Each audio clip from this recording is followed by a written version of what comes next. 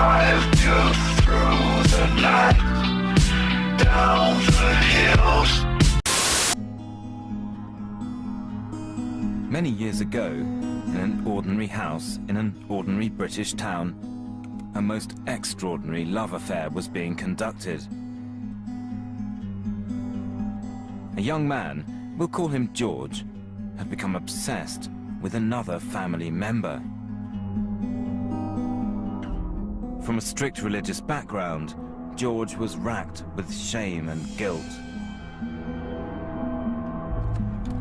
His passionate trysts took place in the dead of night. The location, his dad's garage. For George's lover was the family car.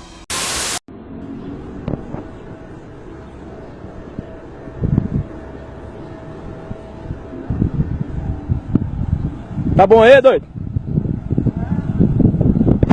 É o comedor de carro. Aí, mano, olha aí, ó. Gozou? Men who really love cars. Quite literally. First, we go to a Thailand gas station where someone has left their pristine Porsche parked next to the pumps, making it fair game for this automobile rapist to defile the sports car. Now, you'd think he'd be worried about the fact that he's in a public place doing this, but his need for speed obviously knows no bounds. And if that didn't scar you enough, check out what this automobile owner caught going on in his driveway in Brazil. Some dude tailgating his ride. You know, if I ever caught some guy getting all fast and furious with my car, he's gonna be wishing he hadn't been trying to carpool on the down low. Hey baby, you look dirty. Dude! I am a dude! Stop projecting your mechanophilic fantasies onto me and fondling me! It is awkward! Aren't you a... Yes! See? See? Exactly! Weird, isn't it? And while we're at it...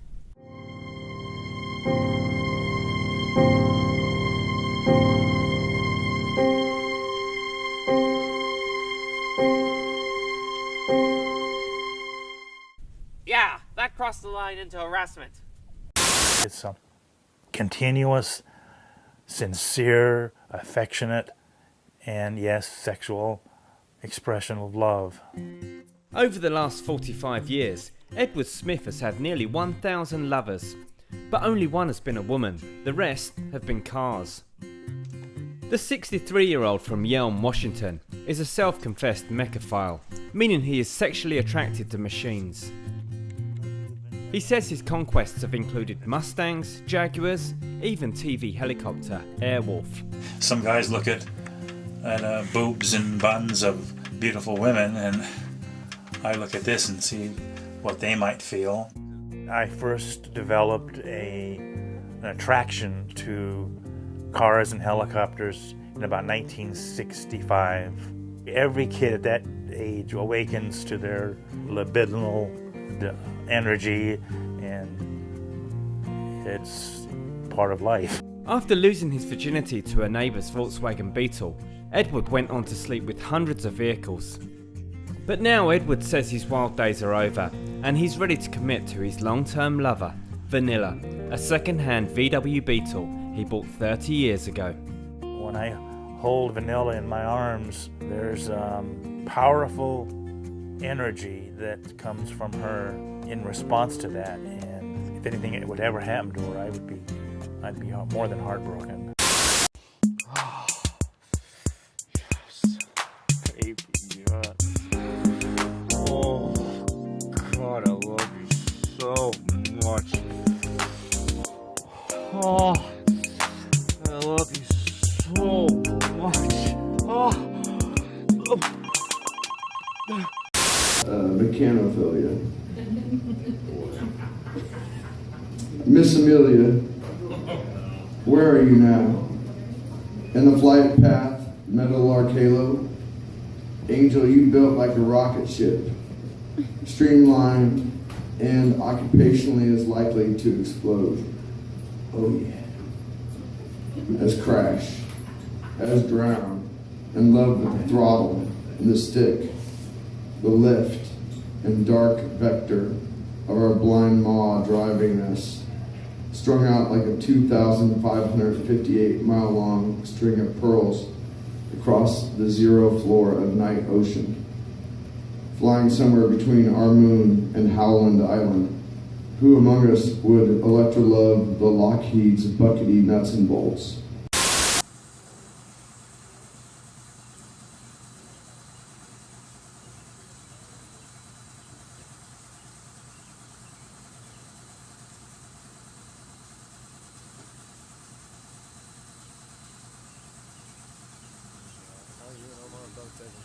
Jesus Christ, I'll get mine out there.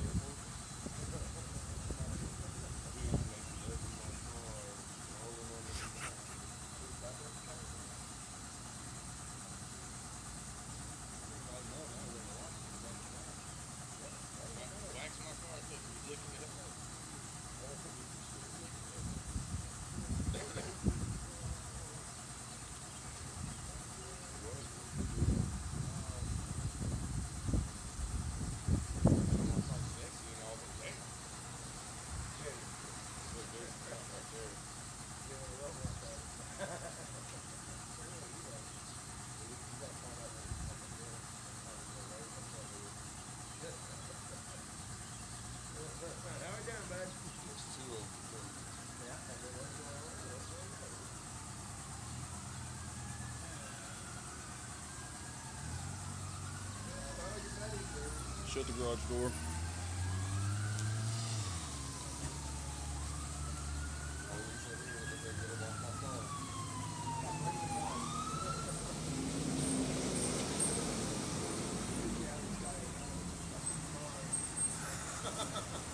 About it a lot and stuff, and I was like, I wonder how he'll respond to it and stuff, and I was just like, I shouldn't just beat around the bush, so I was just like, Jared, by the way, it isn't a joke. I just absolutely want to fuck my car.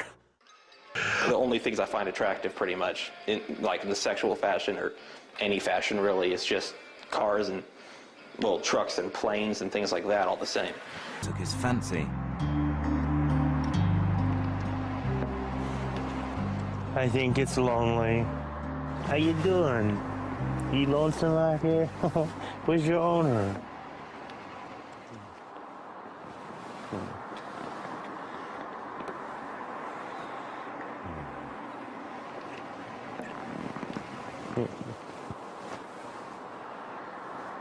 We didn't know she'd be here, right? There must be an owner around somewhere. It's so beautiful. It was a 1919 Ford Model T. Old lady that's in good shape. 1919.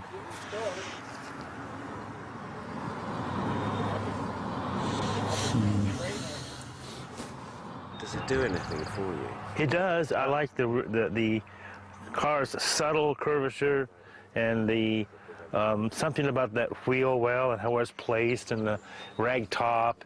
It just gives it a certain kind of elegance. But surely it wouldn't feel right actually to sort of, you know, get too involved with this car because it, you know, it's just like an old lady, really. It is, yeah. So, I mean, if you got the opportunity, would you sort of back off? I wouldn't back off, no. I would be honored. It was the morning of the big event, the Pomona swap meet.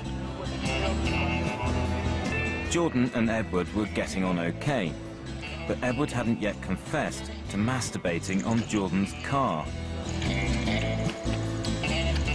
Oh, honey. Dude, I love this place. Yeah, there was an orange Porsche over there that somebody's like race modified. I don't know what year it is, but my God. Male or female? I think male, but I don't know. I didn't. You can't touch it. He's over there wiping it down. He won't let you touch his car. Well, I didn't ask him, but I'm not even going to ask him. Because it's not a bad car. A lot of these cars I would rape like a wild animal. Like, I like them, I like to look at them, but, you know, it's just, unlike Edward, I'm not so prone to fondle them up and touch them because they're not mine. I mean, of course, if somebody just like gave me this car and was just like, you know, you have it for 8 hours, do whatever you want. Yeah, I would take it home and rape it silly.